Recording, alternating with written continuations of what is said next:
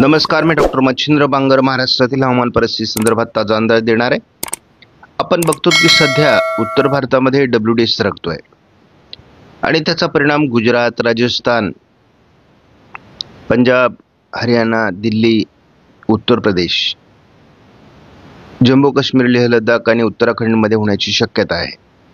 परंतु जसाही पाकिस्तानवरील हे वातावरण भारताच्या राजस्थान, गुजरात या भागावर सरकतं तसं ते कमजोर होत आहे। त्यामुळे त्याचा किती प्रभाव निर्माण होतो हे आपल्याला या व्हिडिओमध्ये बघायचं आहे। महाराष्ट्रामध्ये निरभ्र आकाश असलं तरी देखील आता मध्य प्रदेशच्या काही भागामध्ये, राजस्थानच्या आणि गुजरातच्या काही भागामध्ये ढगाळ वातावरण वाढतं आहे। ज्यांनी या चॅनलला सबस्क्राईब केलं नसेल, दररोज व्हिडिओ बघतात, त्यांनी देखील या चॅनलला सबस्क्राईब करायचा प्रयत्न करा की जेणेकरून तुम्हाला दररोजचं नोटिफिकेशन येईल आणि तुम्हाला नवीन अपडेट हवामानाविषयी समजेल। GFS मॉडेलने भारतामध्ये आज फारसं पावसाळी वातावरण दाखवलेलं नाही। उद्या मात्र उत्तर भारतात WD सक्रिय होईल। पुढे दिवसेंदिवस त्याचा प्रभाव वाढत जाईल। आपण बघतो की जरा 12 तारखेपर्यंत हे उत्तर भारतात प्रभाव टाकण्याची शक्यता आहे। 14-15 तारखेला पुन्हा वातावरण कमजोर होणार आहे।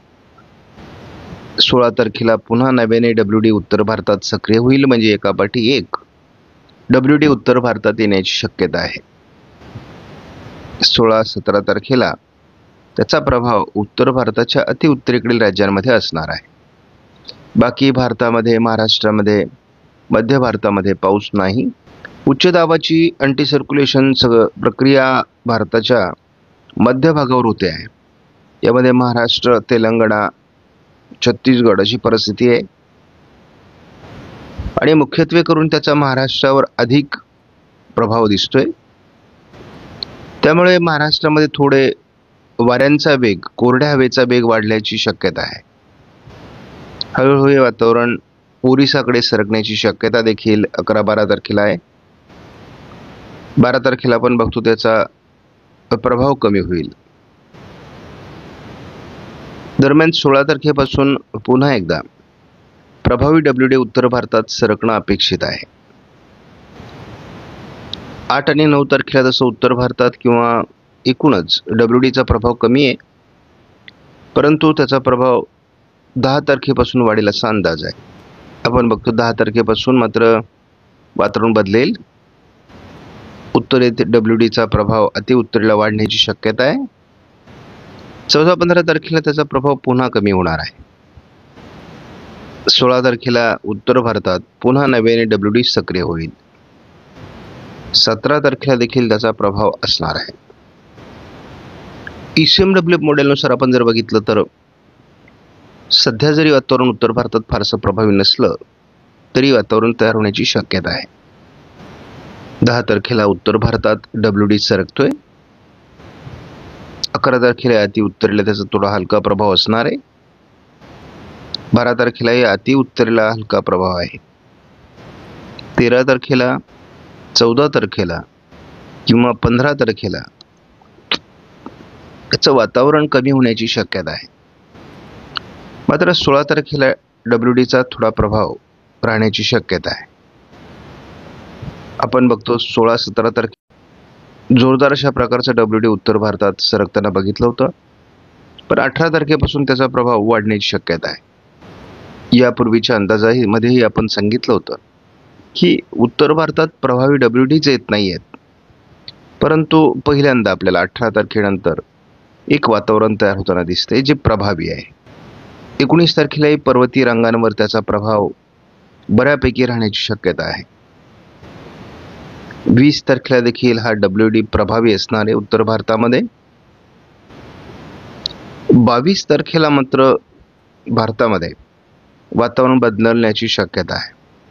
हवामानात मोठा बदल होईल।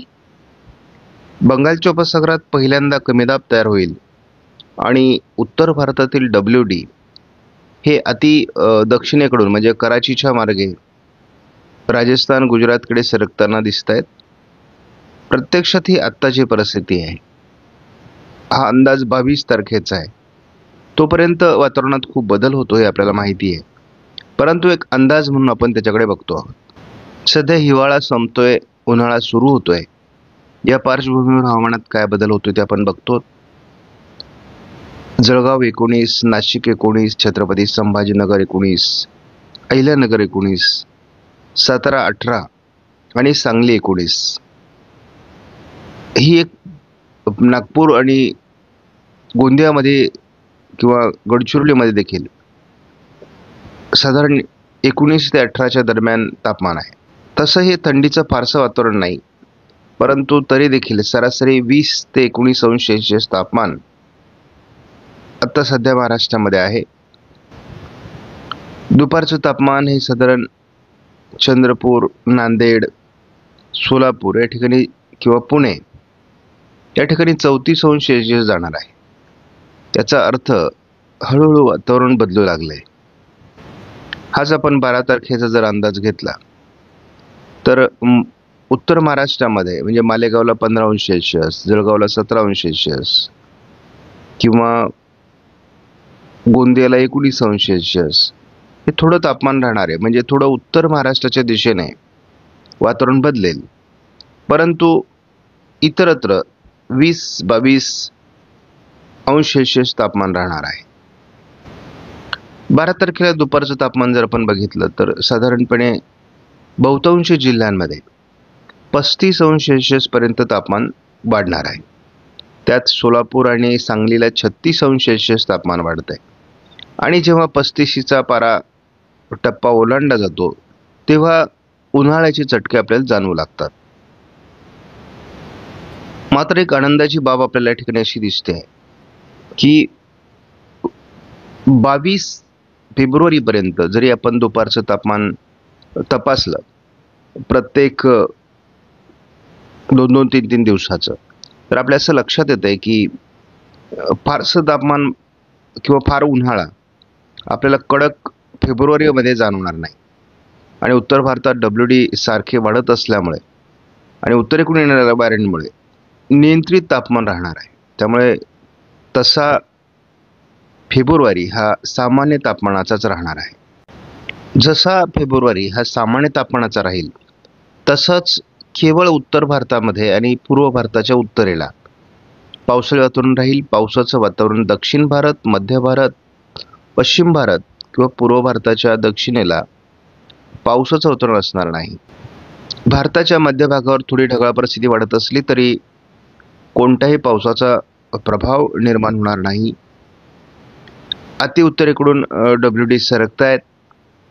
WD पाठी WD येत असल्यामुळे उत्तरेकडून येणाऱ्या वाऱ्यांमध्ये गारवा आहे आणि पर्यायाने फार तापमान किंवा फार थंडी असं वातावरण तयार होणार नाही भारतामध्ये. साधारण 17 तारखेपर्यंत फारसा प्रभाव WDचा नाही आहे, तो उत्तरेला असेल. परंतु 18 तारखेनंतर जे वातावरण बदलणार आहे त्यामुळे उत्तर भारतामध्ये प्रभावी अशा प्रकारचा WD तयार होईल. अगदी राजस्थान, मध्य प्रदेशच्या किंवा उत्तर प्रदेशच्या काही भागात देखील पावसाळी वातावरण तयार होईल. म्हणजे वातावरण बदलण्याकरता 18 तारखेनंतरची परिस्थिती वेगळी आहे. 21 तारखेनंतर आपण बघतो की एक प्रभावी अशा प्रकारचा WD पाकिस्तान मार्गे भारताकडे सरकतोय. आता याचा किती प्रभाव भविष्यामध्ये टिकेल हे माहीत नाही. आणि त्याच दरम्यान एक कमी दाबाचं क्षेत्र देखील बंगालच्या उपसागराच्या दक्षिणेला विकसित होण्याची शक्यता आहे. या सर्व वातावरणाचा किती प्रभाव भारतीय हवामानावर होतो हे बघावं लागेल. परंतु वातावरण बदलतंय.